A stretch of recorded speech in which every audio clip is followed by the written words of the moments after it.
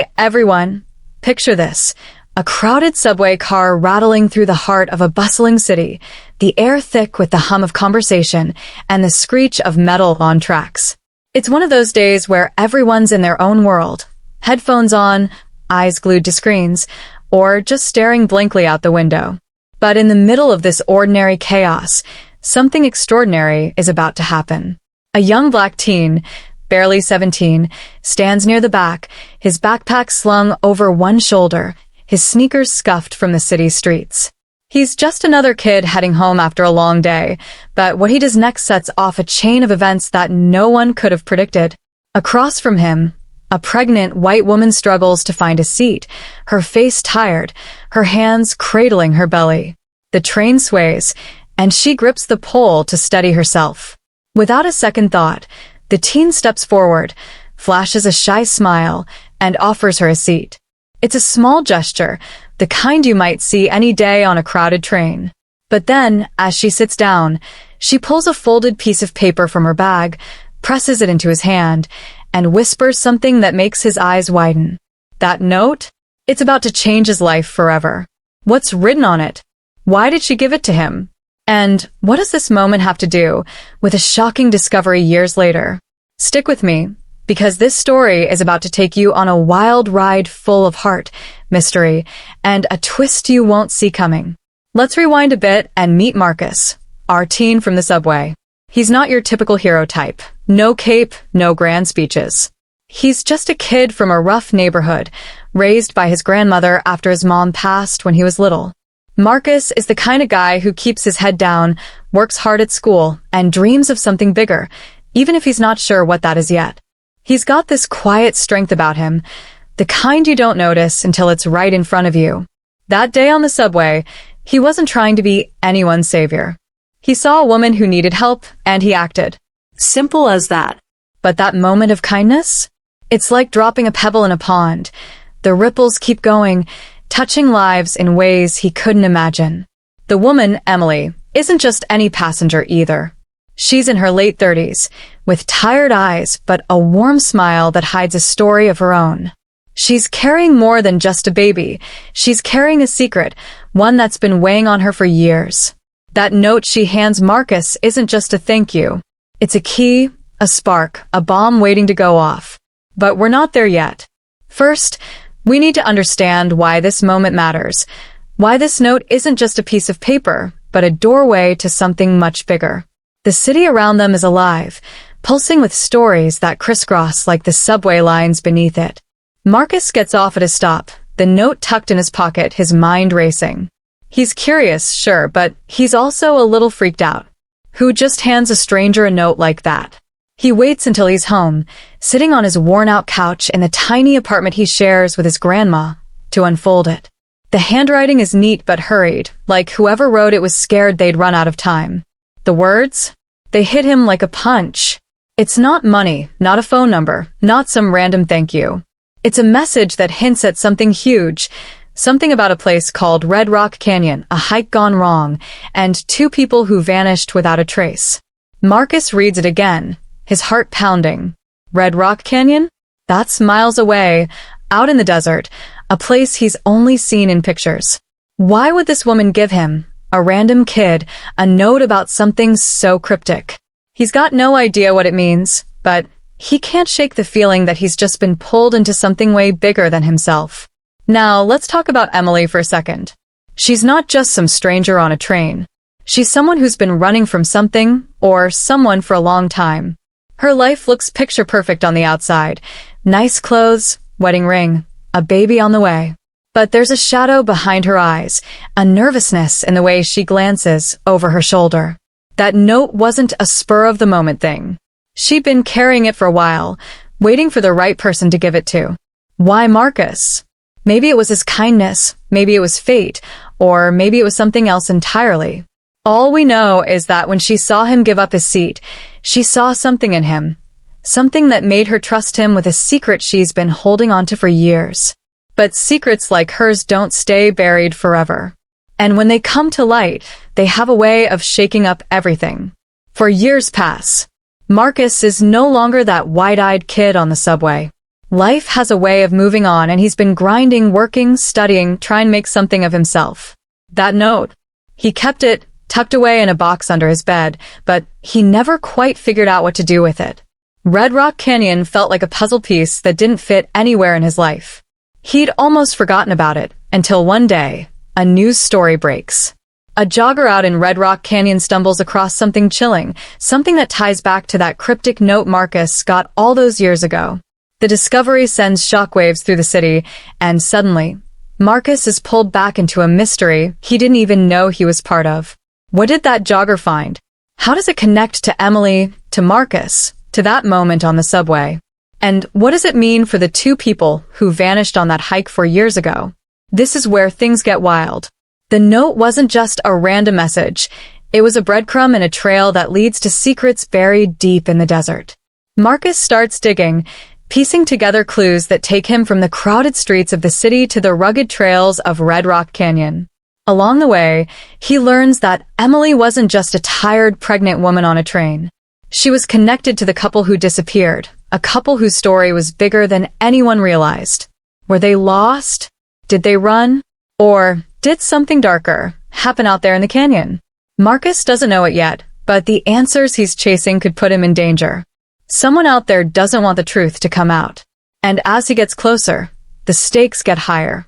I don't want to give too much away because, trust me, this story is just getting started. What I can tell you is that this is about more than just a note or a hike gone wrong. It's about how one small act of kindness can ripple through time, connecting people in ways they never expected. It's about courage, about facing the unknown, about what happens when ordinary people get tangled up in extraordinary mysteries. Marcus is about to uncover something that will change the way he sees the world, and maybe change the world itself. But what exactly did that jogger find in Red Rock Canyon? And why does it feel like someone's watching Marcus's every move? You're not going to want to miss what happens next. Hit that subscribe button, turn on notifications, and let's dive into this story together. Who's ready to find out what that note really means? Alright, let's pick up right where we left off. Marcus is sitting on that worn-out couch in his grandma's apartment, the mysterious note from Emily still clutched in his hand.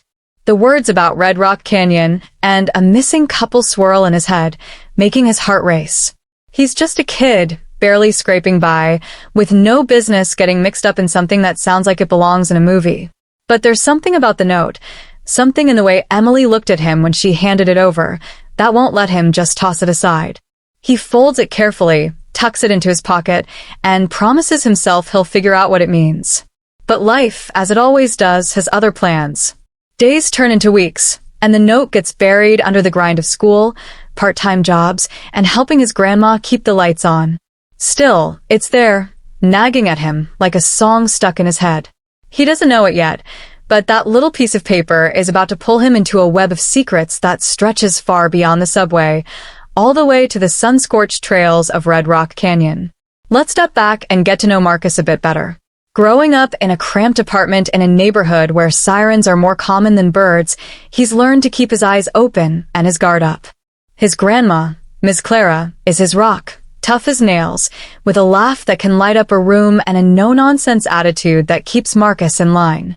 She's the one who taught him to do right by people, even when it's hard. "You don't got much, but you got your heart," she'd say, stirring a pot of collards on the stove. That's why Marcus gave up his seat on the train without thinking twice. It's just how he was raised. But Miss Clara's got her own struggles, bad knees, mounting bills, and a heart condition she tries to hide. Marcus works weekends at a corner store to help out, but it's never enough. He dreams of getting them both out of this place, maybe to a little house with a yard, but that feels like a fantasy most days. The note, though? It's starting to feel like a spark of something. Maybe hope, maybe trouble. Either way, it's the first time in a long time he's felt like he's part of something bigger. Now, let's talk about Emily, the woman from the subway. To the outside world, she's got it all together. She's married, expecting her first kid, living in a nice part of town with tree-lined streets and coffee shops on every corner. But dig a little deeper, and you'll see the cracks. Emily's husband, David, is a lawyer, the kind who works late and comes home distracted. always on his phone. They're the picture of success, but Emily's been carrying a weight no one else can see. She's nervous, jumpy, always checking her surroundings like she's expecting someone to sneak up on her.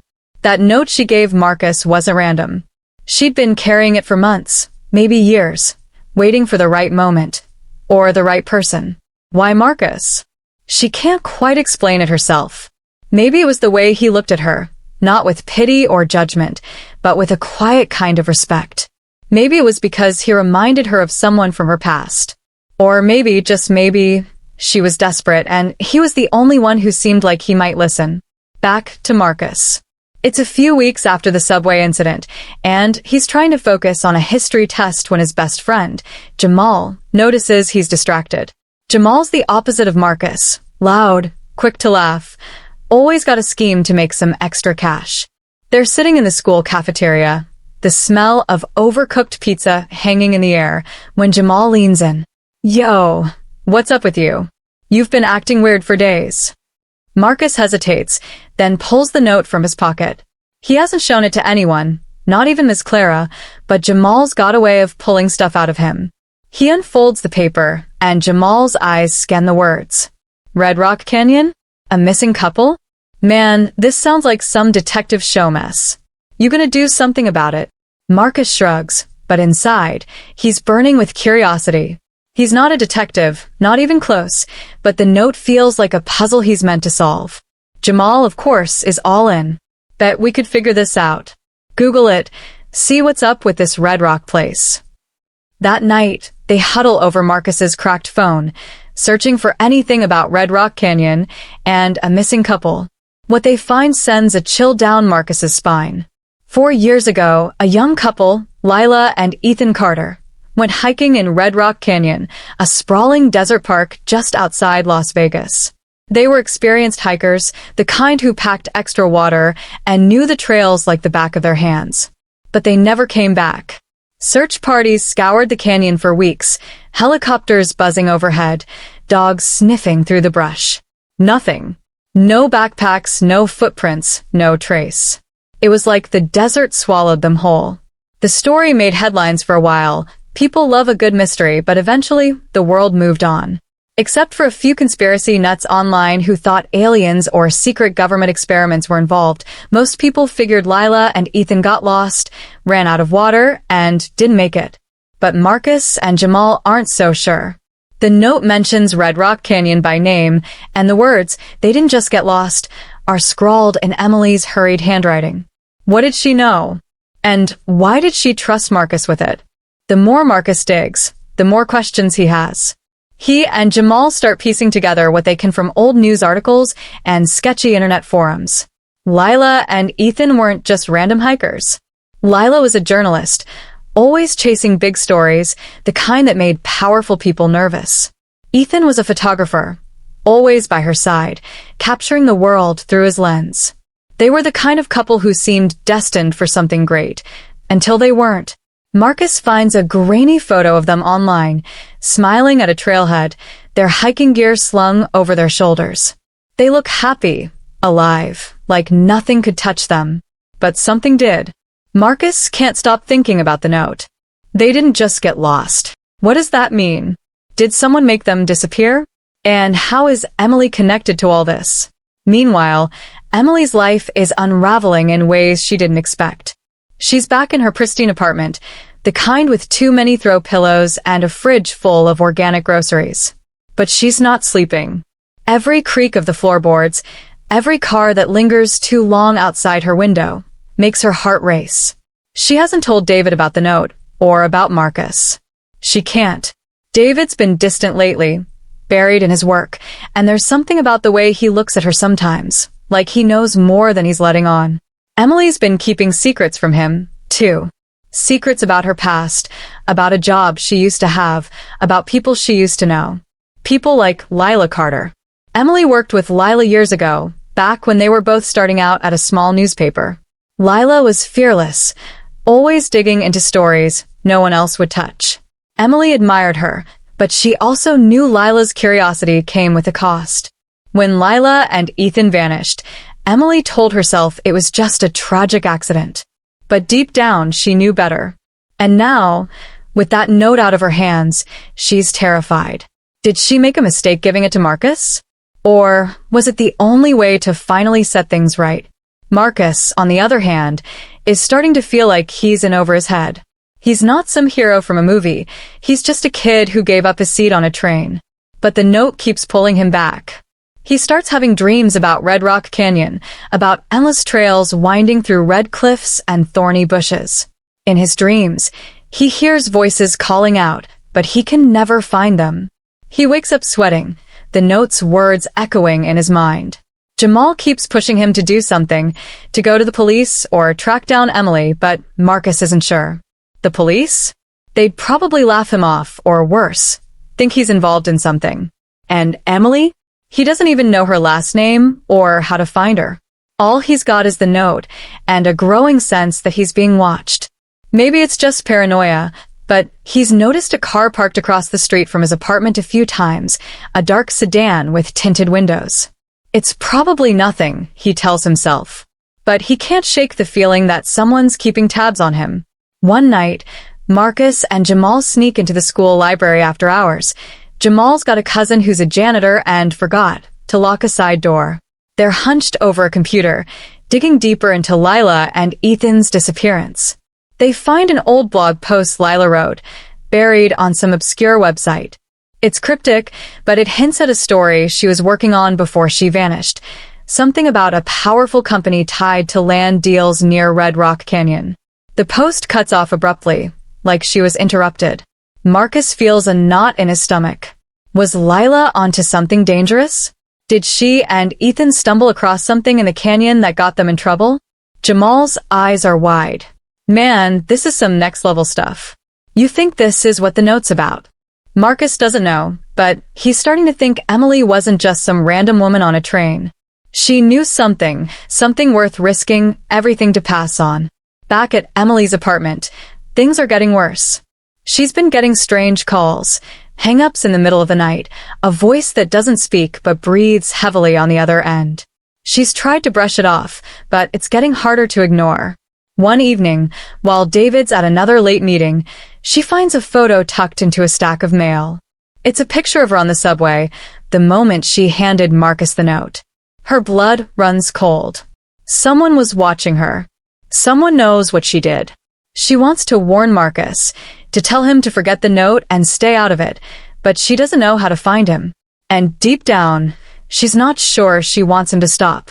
Maybe he's the only one who can finish what Lila started. As the weeks go by, Marcus can't let the note go. He starts sketching out a plan, something crazy even for him. Red Rock Canyon is far, too far to just hop on a bus, but he's got a little money saved up from his job. Jamal's all in, talking about road trips and playing detective, but Miss Clara's not so sure. She catches Marcus staring at the note one night and sits him down. "You're chasing ghosts, baby," she says, her voice soft but firm. Some things ain't meant to be found. But Marcus can't let it go. He feels like he owes it to Emily, to Lila and Ethan, to figure out what happened. He doesn't know it yet, but he's about to step into a world where secrets have teeth, and the truth comes at a price. For years after Lila and Ethan vanished, a jogger in Red Rock Canyon stumbles across something that changes everything. It's not just a clue, it's a bombshell, something that ties back to that note in Marcus's pocket. The news hits the city like a thunderclap, and suddenly, Marcus's quiet life is anything but. Reporters are swarming, cops are asking questions, and that dark sedan is back, parked just a little too close to his apartment. Marcus doesn't know what he's gotten himself into, but he's starting to realize there's no going back. What did that jogger find? How does it connect to Emily's secret? And who's watching Marcus, waiting for him to make his next move? This story's about to take a turn you won't believe, so stick around. We're just getting to the good part. Marcus couldn't shake the feeling that the walls were closing in. The news about the jogger's discovery in Red Rock Canyon was everywhere, blaring from TV screens in the corner store, buzzing through his phone notifications, even creeping into the conversations at school.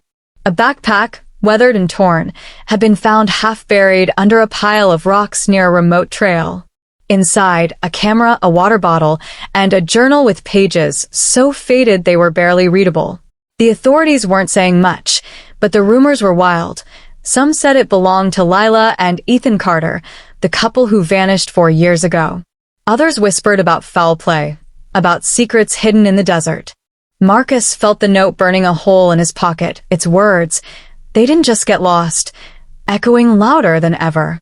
He hadn't told anyone but Jamal about it, not even Miss Clara, who was already worried about him staying out too late. But now, with this discovery, he couldn't ignore it anymore. That backpack wasn't just a clue, it was a signal, a flare shot into the sky, pulling him deeper into a mystery he wasn't sure he was ready for. At school, Marcus was barely present. His math teacher droned on about equations, but all he could think about was that journal. What was in it? Did it hold answers about Lila and Ethan? He kept picturing the couple, their smiling faces from that old trailhead photo, now lost somewhere in the vastness of Red Rock Canyon. Jamal, as always, was ready to jump in headfirst. During lunch, he slid into the seat across from Marcus, a grin spreading across his face.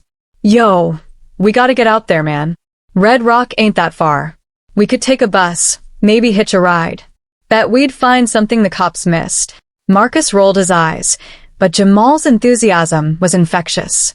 Still, the idea of traipsing out to a desert canyon felt like a stretch for 2 city kids with no car and barely enough cash for bus fare. Plus, there was that dark sedan he kept seeing outside his apartment. Twice this week, he'd spotted it parked under a streetlight, its engine idling like it was waiting for something or someone. Was he being paranoid? Or was someone really watching him? Meanwhile, across town, Emily was spiraling. The photo she'd found in her mail, her on the subway, handing Marcus the note, sat on her kitchen counter like a ticking time bomb. She hadn't shown it to David, and the weight of that secret was crushing her. David was home less and less these days, always at the office or on some business trip, but when he was around, he seemed different. Distracted, sure, but also sharper, like he was watching her just as closely as she was watching the world outside their window. Emily couldn't shake the feeling that he knew something about her past, about Lila, about the note. Back when she and Lila worked together at that small newspaper, Emily had been the cautious one, always warning Lila to back off when her stories got too close to dangerous people. Lila never listened. She'd been chasing a lead about a shady land development deal near Red Rock Canyon, something involving a big corporation and whispers of corruption. Emily had begged her to drop it, but Lila was stubborn. If we don't tell the truth, who will? She'd said. Then she and Ethan went on that hike, and they never came back. Emily had tried to move on, to bury the guilt, but it followed her like a shadow. That note she gave Marcus? It was her last chance to make things right, or her biggest mistake. Marcus wasn't the only one digging into the mystery. At the local police station, Detective Sarah Vega was poring over the new evidence from Red Rock Canyon. Sarah was a veteran cop, the kind who'd seen it all, missing hikers, runaway teens, desert drifters. But something about the Carter case had always stuck with her. For years ago, she'd been part of the search team, combing the canyon until her boots were caked with red dust. They'd found nothing, not a single trace, which was unusual for experienced hikers like Lila and Ethan. Now, with this backpack turning up, the case was alive again, and Sarah wasn't buying the they got lost story. The journal was the key, but the pages were damaged, and the lab was still working on deciphering the faded ink. What little they could read hinted at something big, names, dates, a sketch of what looked like a map. Sarah had a hunch this wasn't just about a hike gone wrong. Lila's journalism background made her wonder if the couple had stumbled onto something they weren't supposed to see. But who would go to such lengths to keep it quiet? And why was the backpack only found now for years later? Back in Marcus's world, the stakes were getting higher. He and Jamal had started meeting up after school at a local diner, a greasy spot with cracked vinyl booths and coffee that tasted like regret. They'd spread out their research, printouts of old articles, screenshots from shady forums, and a map of Red Rock Canyon they'd swiped from the library. Jamal was obsessed with the idea of a conspiracy. Think about it, man. Lila was digging into some big money land deal. What if she found proof of something shady? Like, maybe they were building something out there they didn't want anyone to know about. Marcus wasn't so sure, but he couldn't deny the pieces were starting to fit. The note's cryptic warning, Lila's blog post, the backpack, it all pointed to something bigger than a lost hike. But every step forward felt like stepping into quicksand. The more they learned, the more dangerous it seemed. And then there was the sedan. Marcus saw it again on his way home, parked just down the block. This time, he could have sworn he saw a figure inside, watching him through the tinted glass. Emily, meanwhile, was wrestling with her own fears. She'd started digging into her old files, pulling out anything she could find from her days working with Lila. Hidden in a box under her bed was a USB drive Lila had given her years ago, just in case. Emily had never looked at it. She'd been too scared, but now, with the news about the backpack, she couldn't ignore it anymore. Late one night, with David still at the office, she plugged the drive into her laptop. What she found made her stomach drop. Files, emails, grainy photos of construction equipment in the desert, and a name that kept popping up, Horizon Development. It was the same company Lila had been investigating before she disappeared. The files were incomplete, but they hinted at illegal land deals, payoffs, and something called Project Redstone. Emily's hands shook as she scrolled. She wanted to call Marcus to warn him, but she didn't know how to find him. And worse, she was starting to think David might be involved. He'd worked with Horizon Development on some legal contracts a few years back. Was it a coincidence, or was he hiding something? Marcus's life wasn't just about the note anymore. At home, things were getting rougher. Ms. Clara's health was slipping, she'd had a dizzy spell at the grocery store, and the doctor's bills were piling up. Marcus felt torn. Part of him wanted to forget the note, focus on his grandma, and keep his head down. But another part, the part that couldn't stop thinking about Lila and Ethan, knew he was in too deep. He started noticing little things. A stranger lingering too long outside the corner store, a phone call that cut off when he answered. Even Jamal was starting to get spooked. Man, maybe your grandma's right, he said one night, his usual bravado gone. Maybe we're messing with something we shouldn't. But Marcus couldn't stop.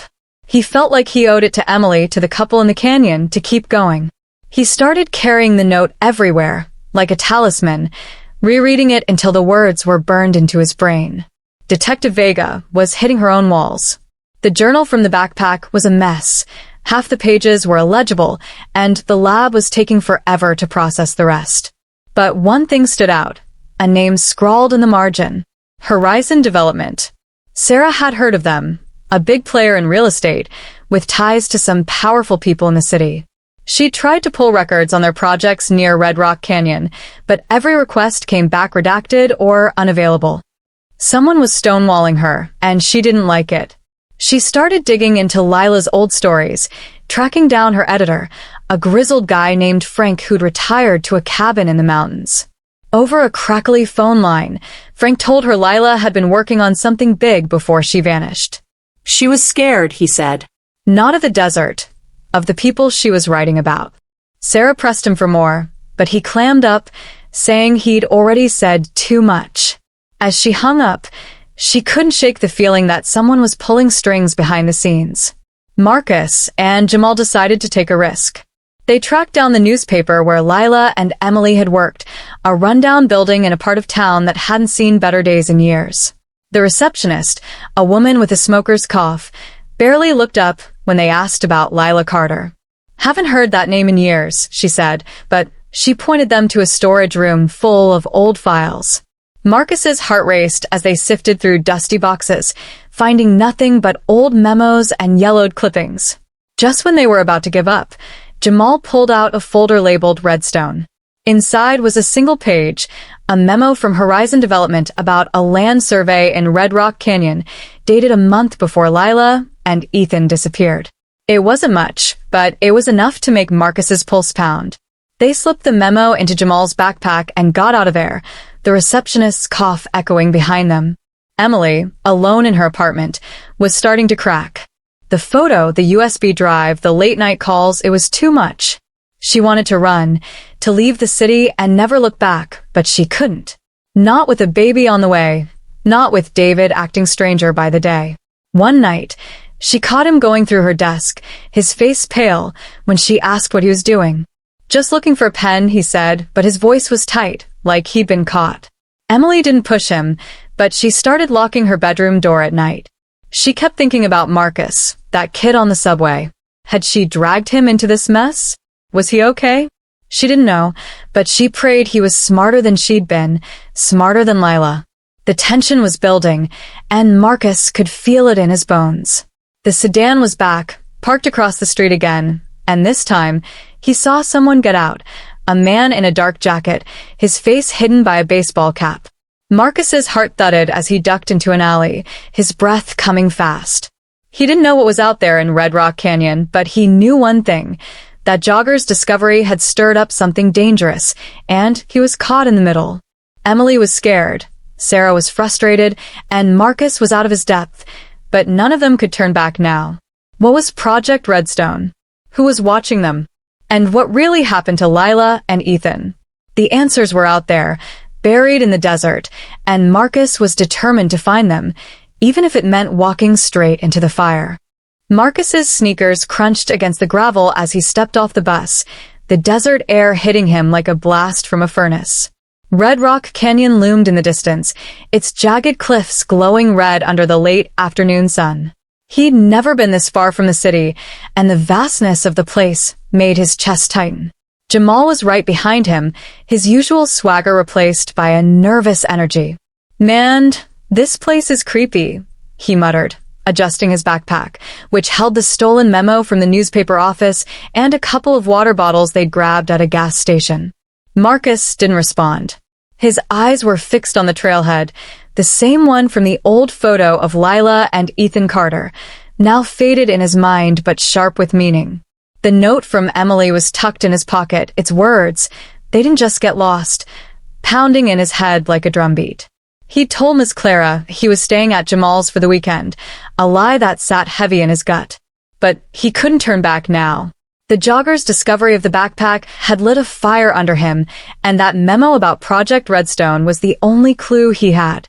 Whatever happened to Lila and Ethan, the answers were out here, somewhere in the maze of red rocks and hidden trails.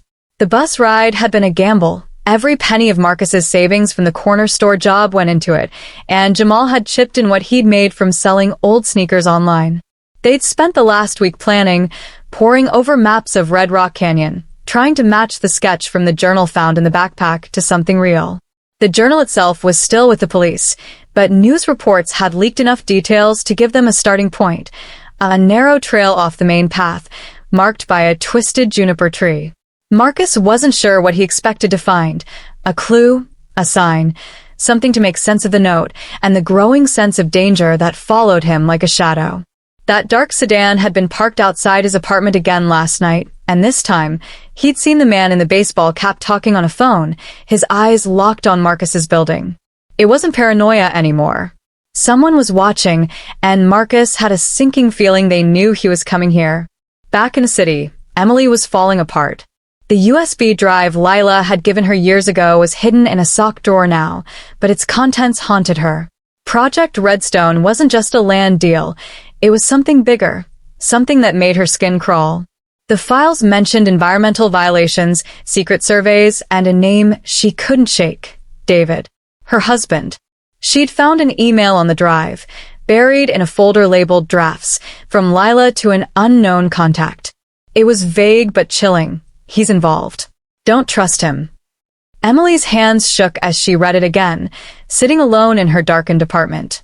David had been out late again, claiming another meeting with clients, but she'd seen his laptop open to a map of Red Rock Canyon, the same area Lila had been investigating. Was it a coincidence? Or was David tied to whatever got Lila and Ethan killed?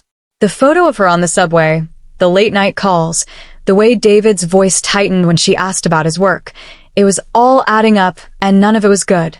She wanted to find Marcus, to warn him, but she didn't even know his name. All she could do was hope he was smart enough to stay safe. Detective Sarah Vega was getting closer, but every step felt like wading through mud. The lab had finally deciphered more of the journal from the backpack, and what they found sent a text box continued from previous section. Jolt through her.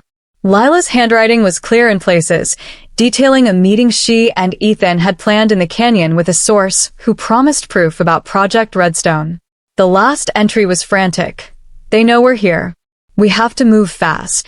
Sarah's gut told her Lila and Ethan hadn't just gotten lost. They'd been targeted. But by who? Horizon Development's name kept popping up, but every time she tried to dig into their records, she hit a wall. Her captain was breathing down her neck, telling her to focus on real cases, but Sarah wasn't backing down. She tracked down a former Horizon employee, a nervous guy named Tom who'd quit abruptly 4 years ago. Over coffee in a crowded diner, he'd whispered about a cover-up, about equipment moving into the canyon under the cover of night. They didn't want anyone asking questions, he said, his eyes darting to the door. People who did, they disappeared. Sarah pressed him for more, but he bolted, leaving her with a half-empty cup and a growing sense that she was being watched, too. Out in the canyon, Marcus and Jamal followed the trail, the sun dipping lower and casting long shadows across the rocks. The twisted juniper tree from the journal's sketch was real, its gnarled branches marking a fork in the path. Marcus's heart pounded as they veered off the main trail, the ground crunching underfoot. The memo they'd found mentioned a survey site nearby, marked by a series of stakes driven into the earth. Marcus didn't know what they were looking for. Maybe a hidden camp, maybe another clue, but he felt like they were close to something. Jamal, usually so quick to joke, was quiet now, his eyes scanning the horizon. "You hear that?" he whispered suddenly, grabbing Marcus's arm. Marcus froze, straining to listen. There it was, a faint rustle, like footsteps in the brush. Could have been an animal, could have been the wind, but Marcus's skin prickled. He thought of the sedan, the man in the cap, the note. "Keep moving," he muttered, his voice low. They pushed deeper into the canyon, the cliffs closing in around them, the air heavy with the weight of secrets. Emily couldn't sit still anymore. She'd made a decision. She had to act. Late that night, she slipped out of the apartment, leaving a note for David that said she was visiting her sister. It was a lie, but she didn't care. She drove to the old newspaper office, the one where she and Lila used to work, hoping to find something, anything, that could help. The building was dark, the receptionist long gone, but Emily still had her old key. The storage room was just as Marcus and Jamal had left it, files scattered from their search. She didn't know what she was looking for, but she started digging, her hands trembling as she flipped through papers. That's when she found it, a second memo, tucked inside a folder marked confidential. It was from Horizon Development, addressed to someone named D. Reynolds. David's last name. Her breath caught as she read the words. Neutralize the threat. Redstone cannot be exposed. She stuffed the memo in her bag and ran, her heart racing. She had to find Marcus before it was too late. Back in the canyon, Marcus and Jamal stumbled across something strange, a series of metal stakes driven into the ground, just like the memo described. They were rusted, half hidden by sand, but unmistakable. Nearby, a pile of rocks looked out of place, like someone had tried to hide something. Marcus's hands shook as he started moving the rocks, revealing a small, weathered box buried underneath. Inside was a single photograph, grainy but clear enough to make his blood run cold. It showed Lila and Ethan, standing in this very spot. But they weren't alone. A man stood with them, his face blurred but his build familiar. Tall, broad-shouldered, like the man Marcus had seen in the sedan. Jamal's voice was barely a whisper. "Yo, we gotta get out of here." But before they could move, the rustling came again, closer this time. Marcus clutched the photo, his mind racing. They weren't alone out here. Sarah Vega was closing in too.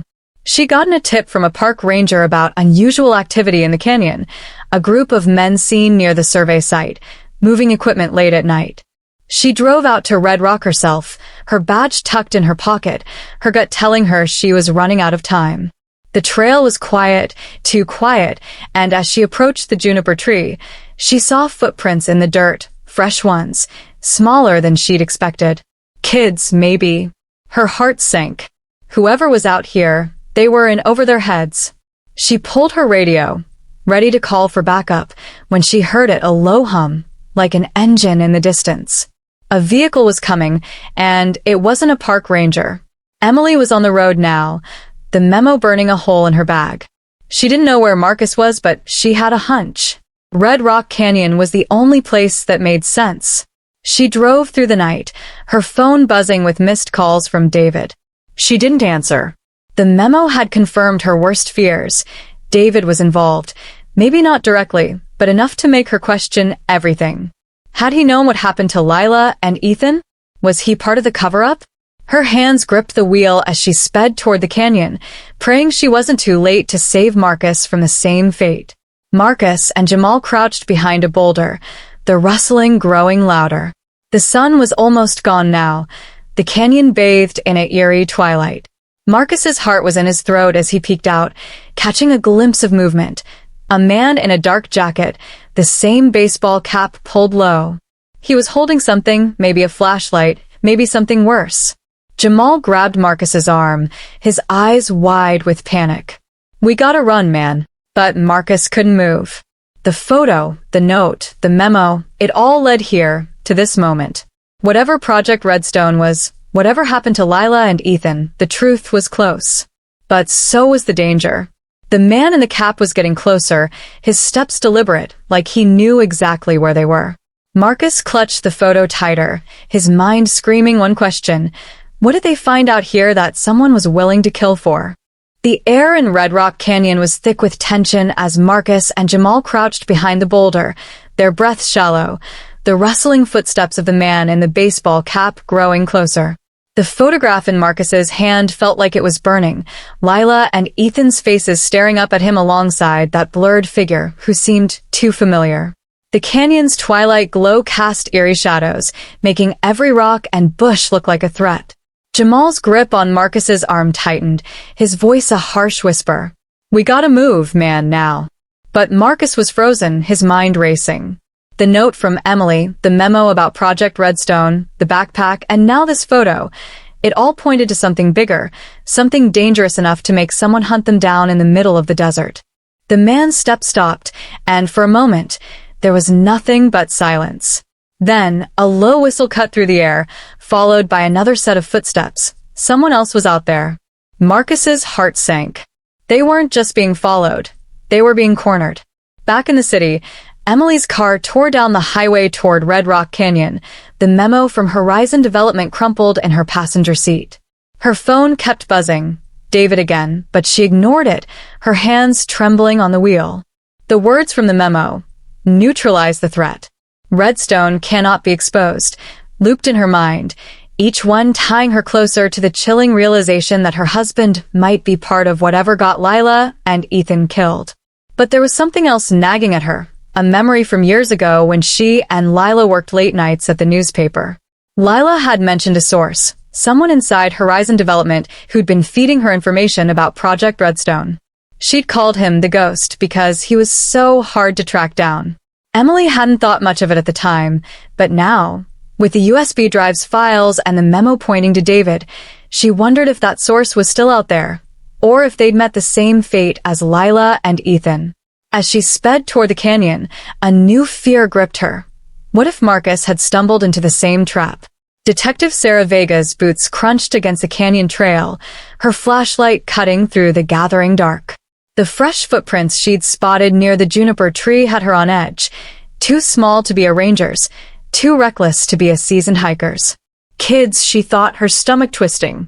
She'd seen too many cases where curiosity led to trouble, and this one was screaming danger.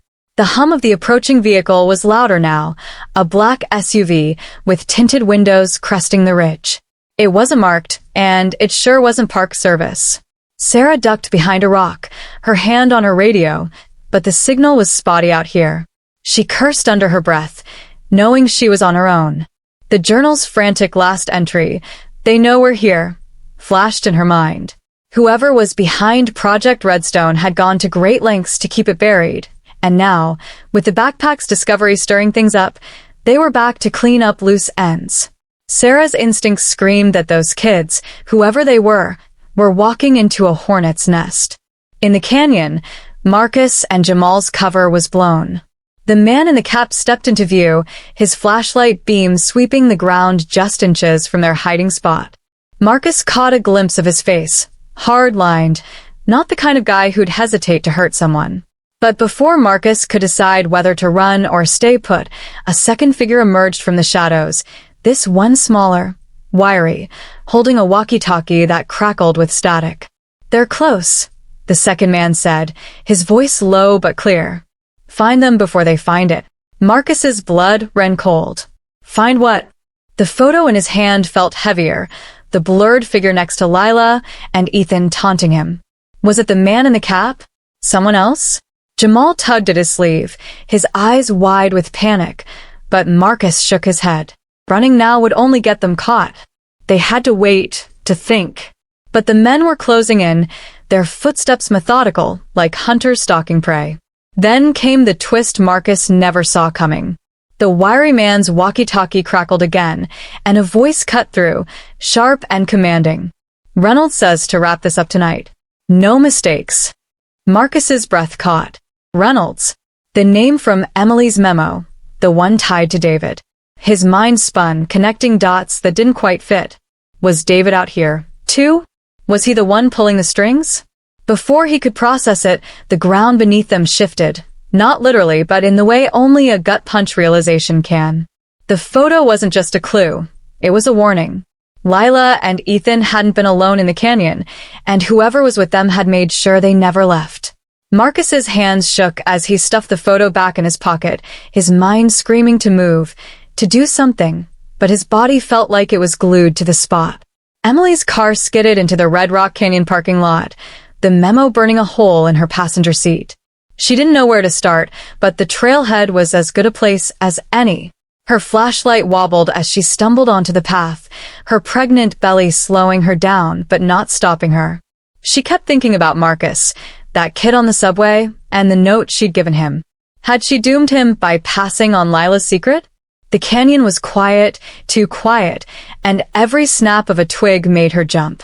She didn't see the SUV parked just out of sight, its engine idling, or the figure watching her from the shadows. All she knew was that she had to find Marcus before it was too late. The memo's words, "Neutralize the threat," felt like a noose tightening around her neck. She'd spent years running from the truth, but now it was chasing her, and she wasn't sure she could outrun it. Sarah's heart was racing as she crept closer to the juniper tree, the SUV's headlights now sweeping the trail. She could hear voices now, low and urgent, and the faint crackle of a walkie-talkie. Her hand hovered over her sidearm, but she didn't draw it. Not yet. She needed to know what she was dealing with. The footprints led deeper into the canyon, toward a cluster of rocks that looked out of place, like they'd been piled up to hide something. Her mind flashed to the journal, to Lila's sketch of a map, and the stakes Marcus and Jamal had found. Was this the spot? Was Project Redstone buried here, literally or figuratively? She didn't have time to think. The SUV's doors opened, and two men stepped out, their silhouettes sharp against the headlights. One of them was tall, broad-shouldered, his face hidden by a cap. Sarah's gut twisted. She'd seen that build before, in a grainy security photo from a case file 4 years ago, taken near the canyon the day Lila and Ethan vanished. Marcus and Jamal were out of time. The men were too close now, their flashlight beams cutting through the dark like knives. Marcus's mind raced, piecing together the fragments.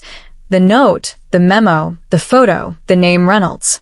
He didn't know what Project Redstone was, but he knew it was worth killing for. The wiry man's walkie-talkie crackled again, and this time, the voice was clearer, colder. "They're kids. Don't let them leave." Kids. They knew Marcus and Jamal were here. Marcus's heart pounded so hard he thought it might burst. He grabbed Jamal's arm, whispering, "We run on 3. Jamal nodded, his face pale. 1, 2, 3. They bolted, sprinting toward the trail, the sound of their footsteps echoing off the canyon walls. The men shouted, their flashlight beams swinging wildly, and the roar of the SUV's engine revved behind them. Emily heard the shouts from the trail ahead, her flashlight shaking as she pushed forward. She didn't know what she'd find, but the sound of running feet and angry voices told her she was close. Her mind was a mess. Fear for Marcus. Fear for herself. Fear of what David might be hiding. She stumbled over a rock, nearly falling, but kept going, the memo's words driving her forward. Redstone cannot be exposed. Whatever it was out here, and Marcus was in danger because of her. She rounded a bend and froze. Headlights lit up the trail, and two figures were chasing two smaller ones, kids, running for their lives. Her breath caught as she realized one of them had to be Marcus. Sarah saw the kids running, their silhouettes darting through the canyon like rabbits. She broke into a sprint, her boots pounding the dirt, her radio useless in the dead zone. The men were gaining, and the SUV was closing in from another angle, cutting off the trail. She didn't know who the kids were, but she knew they were in over their heads. The journal, the memo, the stakes, it all pointed to the spot, this moment. Project Redstone wasn't just a land deal, it was a secret someone was willing to kill to protect. And now, with Marcus, Jamal, Emily, and Sarah all converging on the same dusty trail, the truth was closer than ever. But so was the danger. The man in the cap raised his flashlight, and for a split second, Marcus caught his eye. The look wasn't anger, it was cold, calculated, like a predator sizing up its prey. What was out here that was worth all this? And would any of them make it out of the canyon alive? Marcus's lungs burned as he and Jamal sprinted through the canyon, the shouts of the men in pursuit echoing off the red rock walls. The photograph was still clutched in his hand, its edges crumpling under his grip, but he didn't dare let go. The man in the baseball cap and his wiry partner were closing in, their flashlight beams slicing through the darkness, and the roar of the SUV's engine grew louder, cutting off their escape. Marcus's mind was a whirlwind. Emily's note, the memo about Project Redstone, the journal, the stakes in the desert, it all led to this moment, this desperate run through Red Rock Canyon. Jamal stumbled beside him, gasping, "Man, we're not gonna make it." But Marcus didn't stop. He couldn't. Whatever Lila and Ethan had found out here, whatever Project Redstone was hiding, it was worth everything, his savings, his safety, maybe even his life. The trail twisted ahead, and in the distance, he saw a flicker of light. Another flashlight, moving fast. Someone else was coming. Emily's heart pounded as she pushed through the canyon, her flashlight shaking in her hand. The shouts and the sound of running feet were closer now, and she knew Marcus was out there, caught in the same web that had swallowed Lila and Ethan. The memo she'd found, neutralized the threat. Redstone cannot be exposed, was tucked in her jacket, a damning piece of evidence against her husband, David. She still couldn't believe it, didn't want to believe it, but the pieces were falling into place. David's late nights, his connection to Horizon Development, the way he'd been watching her, it all pointed to him knowing more than he'd let on. As she rounded a bend, she saw them. Two kids running, their silhouettes frantic against the glow of headlights. And behind them, the man in the cap, his pace relentless. Emily's breath caught. She had to do something, but her legs felt like lead, her pregnant belly slowing her down. Then she saw another figure, Detective Sarah Vega, sprinting from the opposite direction, her badge glinting in the moonlight. Sarah's boots pounded the dirt, her sidearm drawn now, her instincts screaming that this was it, the moment the Carter case broke wide open. The kids were ahead, running for their lives, and the men chasing them weren't amateurs. The SUV was circling, its headlights pinning the kids like spotlights. Sarah's radio was still dead, but she didn't need backup to know what was at stake. The journal's last entry, Lila's frantic words about Project Redstone, the stakes Marcus and Jamal had found, it all pointed to this spot in the canyon. She shouted, "Police! Stop where you are," but the men didn't slow. The man in the cap turned, his flashlight catching her in its beam, and for a split second, she saw his face, hard, unyielding, and familiar. She'd seen him in that old security photo, the one from the day Lila and Ethan vanished. Her blood ran cold. This wasn't just a chase, it was a cleanup. Marcus heard the shout, "Police!" and his heart leapt, but he didn't stop running. The trail was narrowing, the cliffs closing in, and the SUV was too close, its engine roaring like a beast. Jamal was panting, his face slick with sweat, but he kept pace. "Who's that?" he gasped, nodding toward the new flashlight. Marcus didn't know, but the voice gave him a flicker of hope. Maybe they weren't alone out here. But then the man in the cap shouted something to his partner, and the wiry man veered off, circling around to cut them off. Marcus's eyes darted to the rocks ahead. There was a narrow gap, barely wide enough for them to squeeze through. "There," he hissed, grabbing Jamal's arm. They dove for the gap, scraping their shoulders against the rough stone, and tumbled into a small clearing. For a moment, they were hidden, but the men's footsteps were right behind them. Emily reached the clearing just as Sarah did, their flashlights crossing in the dark. Emily's voice was desperate. "They're after him. The kid from the subway." Sarah's eyes narrowed, piecing it together. "You're the one who gave him the note?" Emily nodded, tears stinging her eyes. "I didn't know it would come to this. It's about Redstone, Horizon Development. They're hiding something out here." Sarah didn't have time to ask more. The SUV screeched to a stop, and the man in the cap stepped into the clearing, his flashlight blinding. "Enough running," he growled, his voice low and dangerous. Marcus and Jamal froze, their backs against the rock. Sarah raised her gun, shouting, "Drop the light. Hands where I can see them." But the man didn't flinch. Instead, he smirked, and the wiry man appeared behind Sarah, a glint of metal in his hand. Emily screamed, and Marcus's heart stopped. They were trapped. Then it happened, the climax that changed everything. The man in the cap lunged toward Marcus, but before he could reach him, another figure burst into the clearing, moving fast. It was David, Emily's husband, his face pale but determined. "Stop," he shouted, his voice cracking. The man in the cap froze, confusion flickering across his face. Emily's jaw dropped, her hand clutching the memo. "David," she whispered, her voice breaking. David's eyes met hers, and for a moment, the canyon was silent. "I didn't want this," he said, his voice raw. "I tried to protect you, Emily. I tried to keep you out of it." Marcus's mind reeled. David was Reynolds, the name from the memo, the one tied to Horizon Development. But he wasn't giving orders, he was pleading.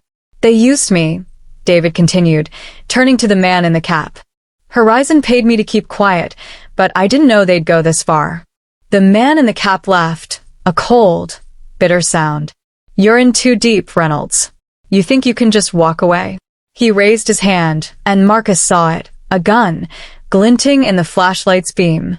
Sarah shouted again, her own weapon trained on the man, but the wiry partner was too close, his own blade gleaming.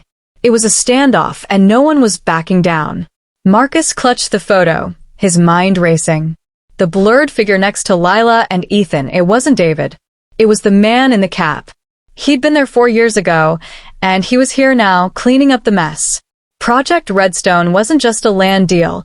It was a cover-up for something massive, illegal drilling, toxic waste, something that could ruin Horizon Development if it got out.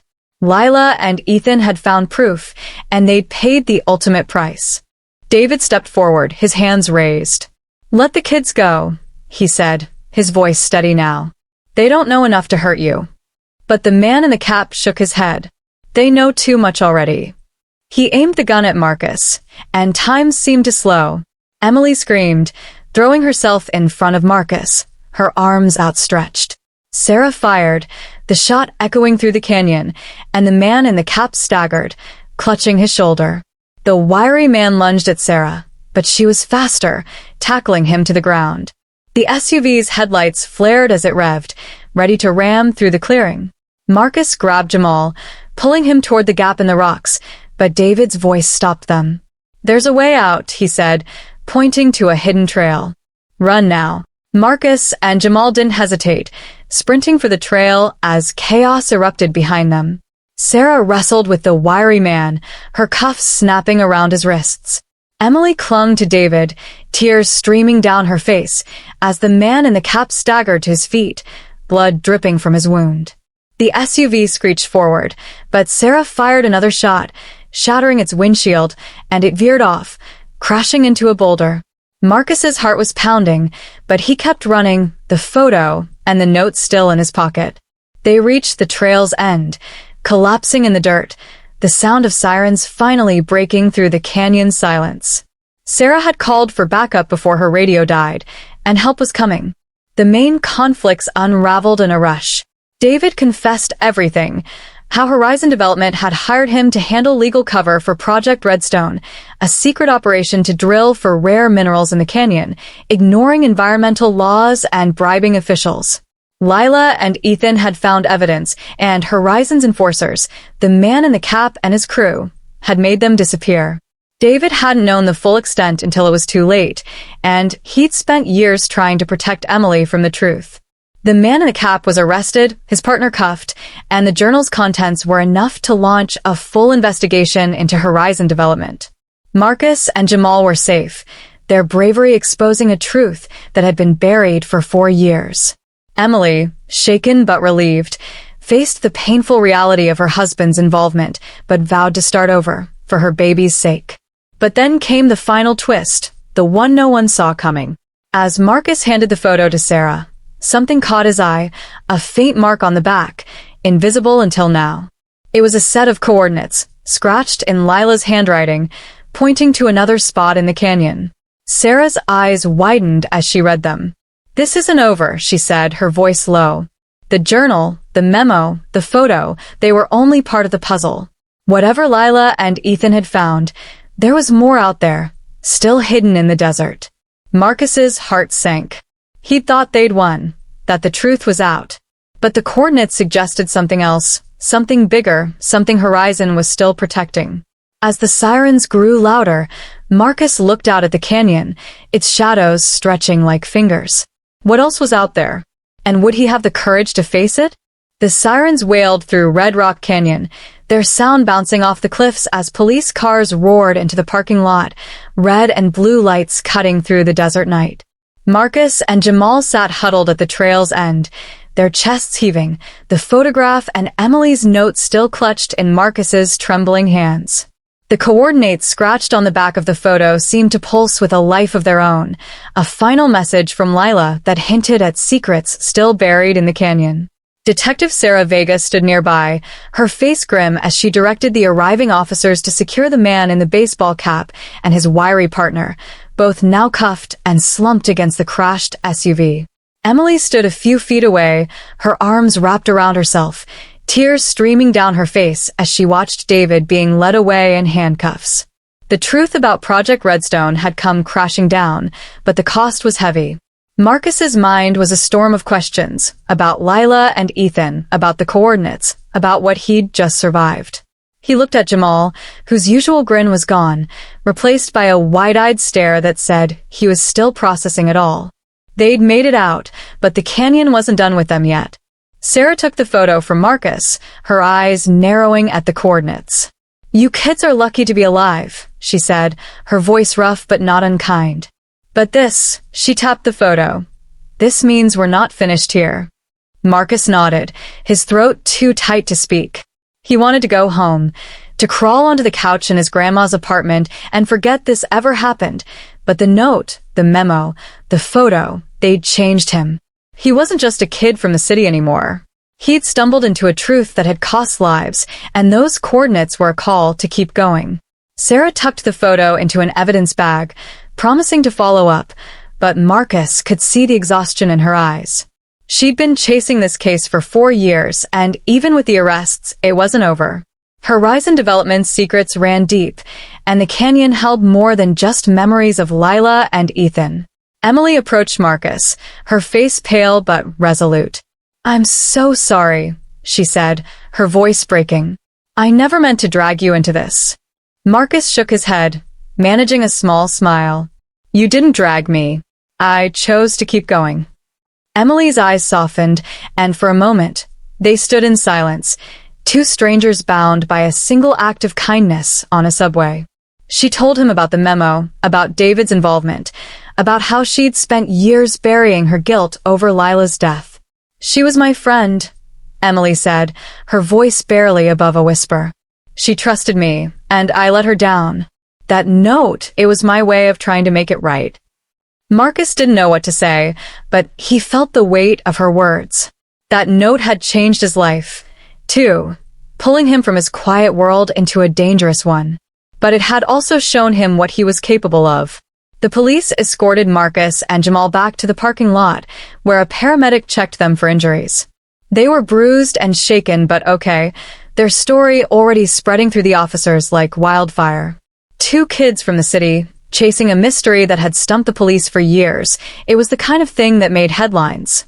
Sarah pulled Marcus aside before they left, her voice low. "Those coordinates," she said, "they point to a spot deeper in the canyon, near an old mining site. We're going to check it out, but you need to stay out of this now. You've done enough." Marcus nodded, but his mind was already racing. He thought of Ms. Clara, of her warnings about chasing ghosts, and how close he'd come to not making it home.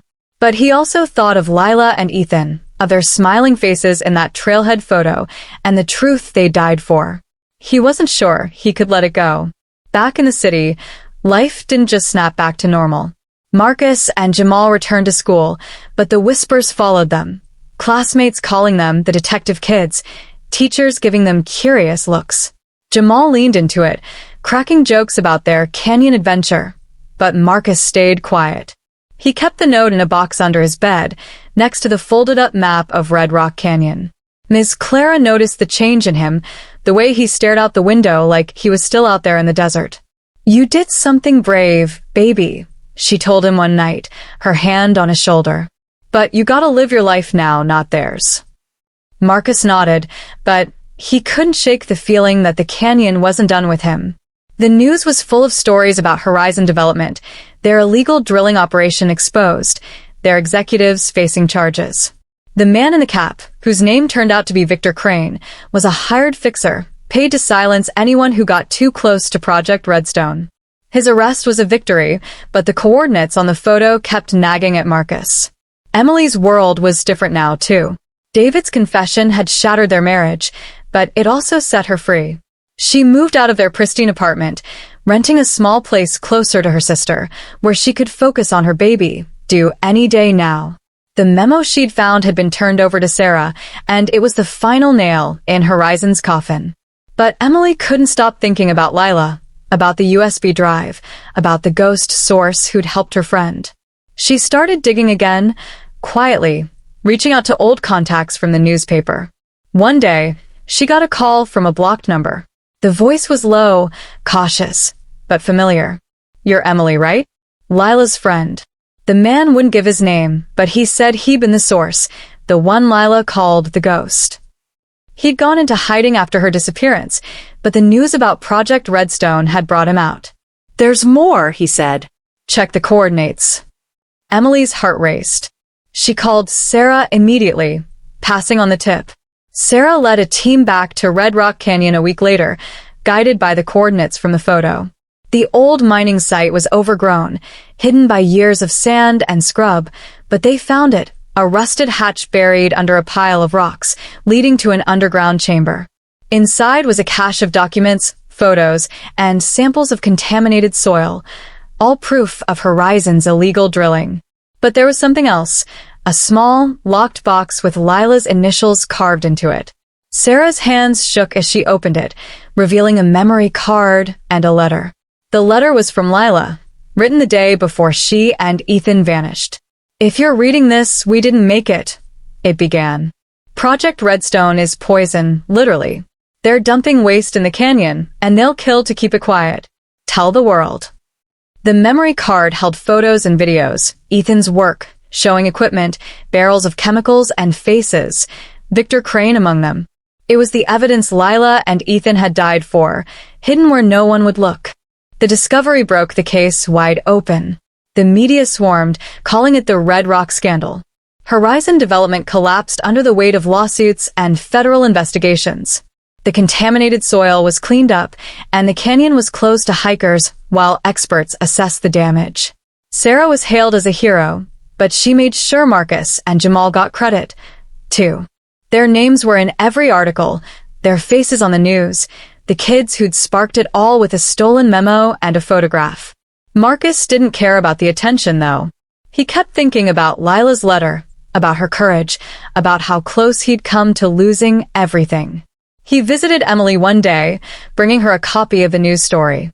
They sat in her new apartment, the baby asleep in a crib nearby, and talked about what it all meant. "You gave me that note," Marcus said, "and it changed everything." Emily smiled, tears in her eyes. "You gave me a chance to make things right." Jamal, meanwhile, was back to his old self, turning their adventure into a story he told anyone who'd listen. But even he was different now, quieter sometimes, like the canyon had left a mark on him. 2. He and Marcus started a school club, something to help kids in their neighborhood dream bigger, the way Marcus had started to. Ms. Clara was proud, even if she still worried every time Marcus left the house. Her health was better now, thanks to a community fundraiser sparked by the news coverage, and Marcus felt a weight lift knowing she'd be okay. But the coordinates, the canyon, Lila, and Ethan, they stayed with him. He'd go to college soon, maybe study journalism like Lila or law like Sarah, something to keep fighting for the truth. The final twist lingered, though. The ghost source contacted Sarah one last time, his voice shaky over the phone. "There's another site," he said. "Not in Red Rock, but close." Horizon wasn't working alone. He hung up before she could ask more, and when she tried to trace the call, it was a dead end.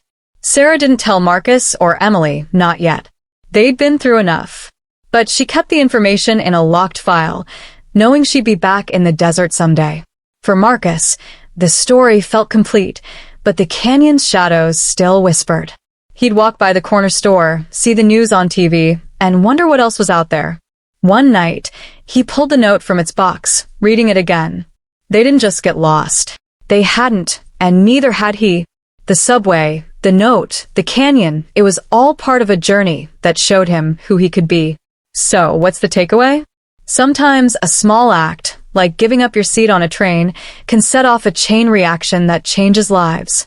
Marcus, Emily, Sarah, even David, they were all caught in the ripples of Lila and Ethan's fight for the truth. Red Rock Canyon wasn't just a place.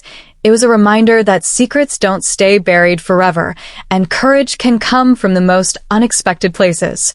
For Marcus, it was about finding his own strength, about learning that one kid from a tough neighborhood could make a difference.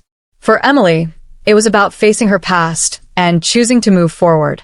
And for Sarah, it was about closing a case that had haunted her, even if new mysteries waited on the horizon. The story of Red Rock Canyon ended with justice, but the desert kept its secrets, whispering to anyone brave enough to listen. Marcus wasn't sure if he'd ever go back, but he knew one thing. He'd never forget what he'd found there.